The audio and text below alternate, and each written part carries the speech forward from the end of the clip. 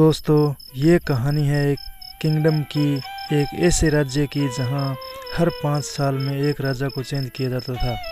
दोस्तों, जब भी किसी राजा के 5 साल पूरे होने वाले होते थे तब उसको भेज दिया जाता है एक ऐसे जंगल के अंदर जहाँ पर उसको खाने पीने के लिए कुछ भी नहीं होता है और जहाँ पर बहुत जंगली जानवर होते हैं वही उसको खा लेते थे।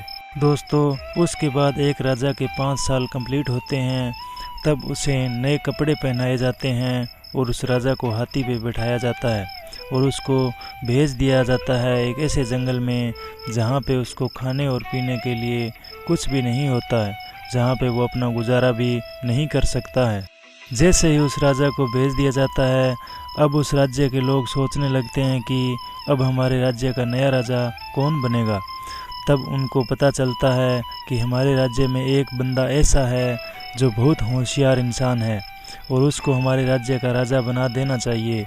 जैसे ही राज्य के सभी लोग उसके पास चले जाते हैं और उस बंदे को रिक्वेस्ट करते हैं, क्या आप हमारे राज्य का राजा बनोगे, तो वह बंदा मना कर देता है, क्योंकि उसको सारी बातें बताई जाती है कि जब भी हमारे राज्य में किसी राजा के 5 साल पूरे हो जाते हैं तो उस राजा को ऐसी जगह पर भेज दिया जाता है जहाँ पर उस राजा को जानवर ही खा लेते हैं और वहाँ पर जीवन नहीं है।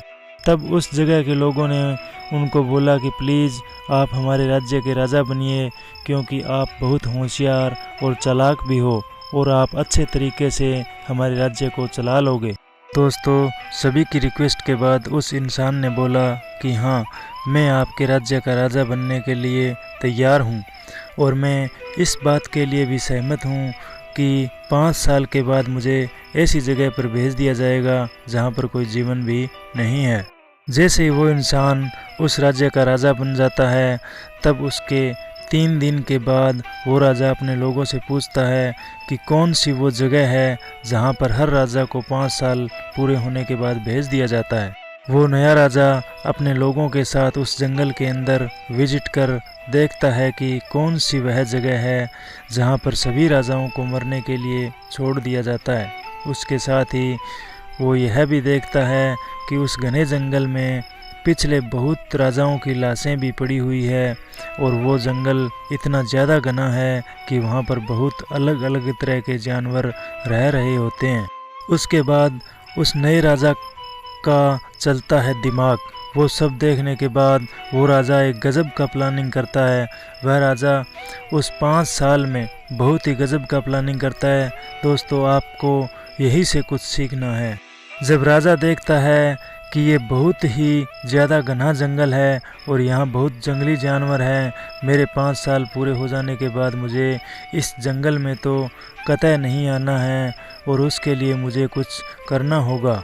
उसके बाद राजा अपना दिमाग चलाता है। राजा पहले ही साल में उस जंगल के सारे पेड़ों और पौधों को कटवाता है और राजा ने वो सारी चीज़ें वहाँ से हटवा दी जिससे वो जंगल इतना घना लग रहा था और वहाँ के सारे जानवरों को भी वहाँ से हटवा दिया।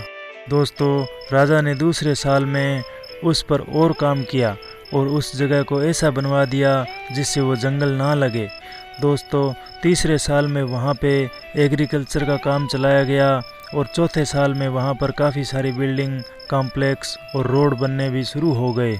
उसी के साथ ही वहाँ पे लोगों ने काफ़ी सारे घर बनाने भी शुरू कर दिए थे। 5वें साल में तो वहाँ पर लोगों का रहने का भी इंतज़ाम कर दिया। इन 5 सालों में ये सारी चीज़ें करने के साथ ही राजा अपनी सेविंग भी कर रहा था। दोस्तों, राजा बहुत कम खर्चे करता था और सेविंग भी बहुत करता था ताकि वो पैसे खर्च कर पाए अपनी उस जगह पर जिसे वो 5 साल से तैयार कर रहा है। दोस्तों, उसके बाद जैसे ही उस राजा के 5 साल पूरे होने ही वाले थे, वो अपने राज्य के लोगों को बोलता है कि मेरे 5 साल कंप्लीट होने वाले हैं और मुझे मेरे उस जगह पर भेज दीजिए जहाँ पर आप मुझे 5 साल बाद भेज देने वाले थे। तब उस राज्य के लोग बोलते हैं कि अभी आपके 5 साल पूरे नहीं हुए हैं और अभी आपके 5 साल पूरे होने में 10 दिन बाकी है, राजा को बहुत एक्साइटमेंट हो रही थी, क्योंकि राजा को अपनी उस जगह भेज देने वाले थे जहाँ पर उसने अपनी खाने पीने और रहने की तैयारी पिछले 5 साल पहले से ही करवा कर रखी थी। दोस्तों, जैसे ही उस राजा के 5 साल पूरी तरह से कंप्लीट हो जाते हैं तो उस राजा को भी नए कपड़े पहनाए गए और उस राजा को गुड बाय करने के लिए उसे एक हाथी पर बैठाया गया। लेकिन उस राज्य के लोगों ने देखा कि राजा तब भी हंस रहा है। पिछले हर साल ऐसा होता था कि जब भी किसी राजा के 5 साल कंप्लीट हो जाते थे तो वे सभी राजा रोते रोते जाते थे, लेकिन ये राजा तो हंसता हुआ जा रहा है। जब लोगों ने उससे पूछा कि आप इतने हंस क्यों रहे हो, यानी कि आप इतने खुश क्यों हो, तब राजा सबको बोलता है कि जब आप दुनिया में आते हो, यानी कि जब आपका जन्म होता है तो पूरी दुनिया हंसती है और तब आप रोते होते हो, लेकिन कुछ ऐसा करके जाओ कि ये पूरी दुनिया रोए और आप हंसते हुए जाओ। दोस्तों, यह लाइन आपने बहुत बार सुनी होगी। ठीक उसी तरह उस राजा ने भी ऐसा ही करा। उसने अपनी ज़िंदगी को ऐसी बना ली थी कि वो हंसता हुआ उस जगह पर जा रहा था। उसके बाद वह राजा बोलता है कि इससे पहले जितने भी राजा आए थे वो उस 5 साल में राज करने में, मज़े करने और ऐशो आरामी की लाइफ जीने में इतने खो जाते थे कि वो भूल ही जाते थे कि उनको 5 साल बाद ऐसी जगह पर भेज दिया जाएगा जहाँ पर उनको मरना पड़ेगा। लेकिन मैंने इन 5 साल में उस जगह को भी ठीक कर लिया और मुझे यह पता था कि 5 साल बाद मुझे कहाँ भेज दिया जाएगा और उसके लिए मैंने उस जगह पर काम किया। मेरे पास यही टाइम था काम करने के लिए और मैं खोया नहीं। मैं राजा तो ज़रूर था, लेकिन मैं ये भी नहीं भूला कि मेरा आने वाला टाइम कैसा होगा, और मैंने मेरी भविष्य की प्लानिंग की और उस पर काम करना भी शुरू किया। दोस्तों, जब वो राजा जाता है तब वो खुश होते हुए जाता है और अपनी सारी सेविंग को भी अपने साथ में ले जाता है और उसने पिछले 5 साल में कर ली थी। दोस्तों, राजा बन जाने के बाद उसने ज़्यादा खर्च भी नहीं किया और उसने अपना फ्यूचर संभाला और काम किया उस पर।